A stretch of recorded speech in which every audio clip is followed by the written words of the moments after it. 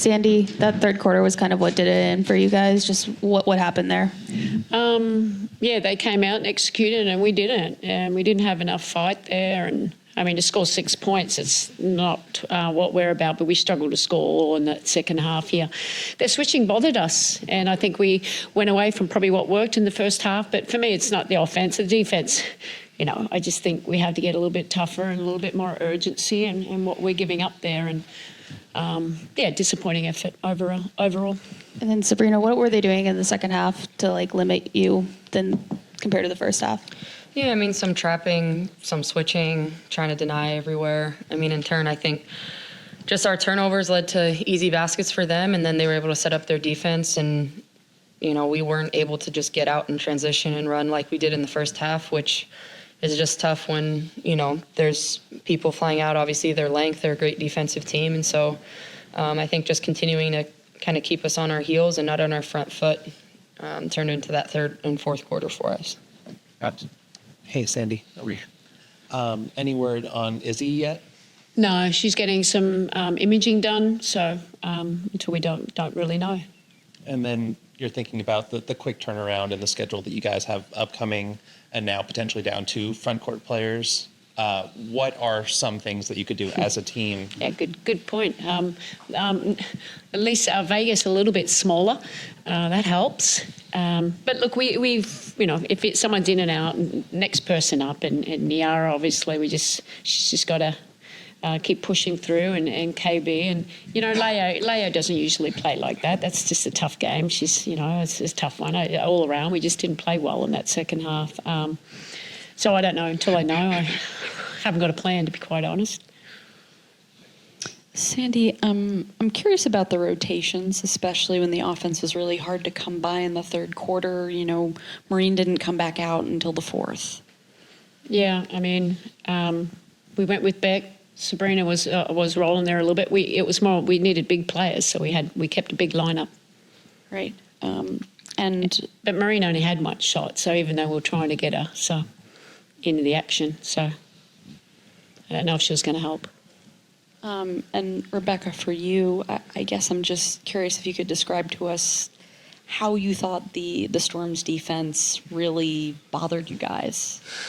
Yeah, I think like Coach Sandy said, is they were switching a lot, so that made us a little bit stagnant. But we just got to get back to what we're good at, which is like moving the ball, passing to each other, assisting. And once we can get back in that rhythm, we'll be good. Hi, everybody. For Sandy, what's the team that switches as much as Seattle? Is it something where you sort of like want the group to sort of have to be quicker to sort of like adjust for that? Like, how do you think would be the best way to sort of counteract the defense like that? Yeah, we got to move the ball. That's how you exploit switching. We don't have big five, so we could just throw it into them and they're swarming. You know, the points in the paint, you have 44. We missed a lot of layups at the rim, but a lot of it because of their obviously length is coming in and now finishing fine. Their rotations were all on point there. But to go 14 from 40, that's obviously not a great percentage. So we got in there, but I think that because we had less success, we stopped attacking closeout. You have to attack these closeouts because they're big and they're strong, and you have to attack the mismatch where we can and then finish and fine. I just think we just got a little stagnant, didn't move the ball as well or space the floor or attack closeouts as well as we should have. Hello all. Sorry it didn't go your way today. My question will be for Coach. What led to Natasha Cloud sending out the fourth quarter, especially after accounting for all scoring in the third? Yeah, she got hit. She couldn't come back in, so she got hit, so I had to sit her. And, so hopefully she'll be okay too. We'll see. Here, have insight. Hey, Coach. Brittany Wallace from 9450. We witnessed a lot of periods of stagnation and inefficient spacing today. Can you just talk to, was that Seattle's length? Was that them switching? How do you counteract that moving forward? Yeah, look, I think it was their switching is bothering us. So we don't have a big inside presence like JJ. We're easy to switch. We didn't move the ball. We didn't space. I mean, they're things that we've been switched a lot this year.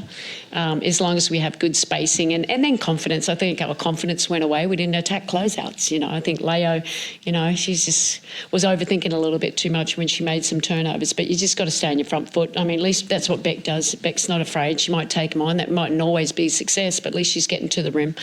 We had 40 attempts at in the paint. That's a pretty high number for us. We just didn't finish. And then I think we just didn't, we probably play a little, like I said, stagnant. We didn't move the ball as effectively as we should have. Hey, team, hope all is well. Sorry it didn't go your way tonight. Sabrina, you've now passed Maya Moore for 7th all time in 25-5 performances. What does that achievement mean for you, especially given the names on that list? I know it didn't come out in the win tonight, but what does that mean to you?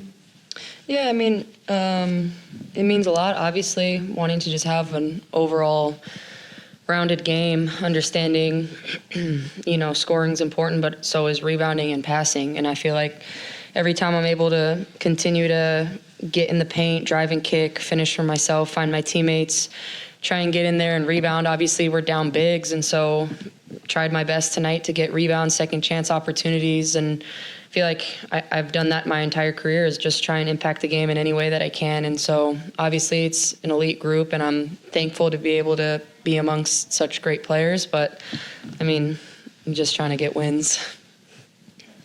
Sabrina, obviously losing never feels really good, and you guys are down JJ, who's a big part of this team and what you guys want to do. But just with this rough stretch that you guys have been, how would you say the team morale is kind of at this point? I mean, I think the team morale is great. I wouldn't say that a win or a loss has really divided the locker room or, really even put any type of bump in the road between us. I'd say we understand the pieces we've had missing. We understand the games we've lost and how we've lost them. And to be honest, a lot of the time we've beaten ourselves. Like, I think we understand when we're playing our best basketball, we haven't lost yet. And so for us, it's just understanding controllables. Like, we control that third quarter and we win this game. And so that's something that's in our control. We can, understand moving forward. That's, ways and areas of improvement. But at some point, we got to just find ways to get wins. It's not about pointing fingers, people are out or in, lineups we haven't seen, defenses we haven't seen. It's just understanding we got to find a way to get a win. Sabrina, I guess I'm just curious why it's been so difficult for you all to find, creative ways to get a win. Because we've been down 3 starters in the last Seattle game, and then 2 starters for all these entire games. Like, these are huge pieces of offenses, and there's no way around it. You can say that it doesn't affect the team or you just the next man up, but at the end of the day, we're missing our finals MVP. We're missing Leo for all these games. It's hard. Like, people have to step up in positions and play, and there's great teams in this league. It's not just going to be easy when you're down that many starters to just show up and we win because we're the New York Liberty. Like, you're going to have to find a way to win and dig really deep, and it's been tough. We just haven't been able to really catch a break, I feel like, and we'd rather see this adversity early on in the year and be able to hit the ground running when it really matters most. But, we're going to be just fine. We'll finish on Zoom with Michael. Yeah, thank you. Coach, this is for you, and it's a little bit following what you guys have been talking about. If you look at the league right now, you've got about 7 teams all grouped within like 6 to 8 or 9 losses. Is this also a matter of just how difficult trying to win any game in the league is, let alone if you have, like you said, 2 or 3 starters hurt or away? It just seems to me like it can be very difficult to gain momentum sometimes in the league now. Yeah, no, I think that's accurate. I think, we have expansion, teams moved around. I think that's great for the league. There's more parity. You see LA, we had to fight hard, and next night they can go beat, another really good team that's had success against the top ones. That's great.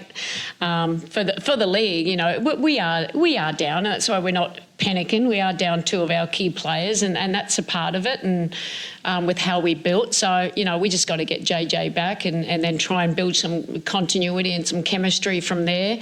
In the meantime, we got to find ways to win. And we didn't play at our best today. We're our own worst enemy at times, and continue to learn. But I think the league, every team is different how they play. It's not like everyone's playing 5 out. I mean, tonight it was a post-up. Last game, everyone just plays to the strengths of what they feel they can exploit the opposition team. So it's fun. I mean, that's part of the chess game, isn't it? Thanks, everyone. Thanks, guys.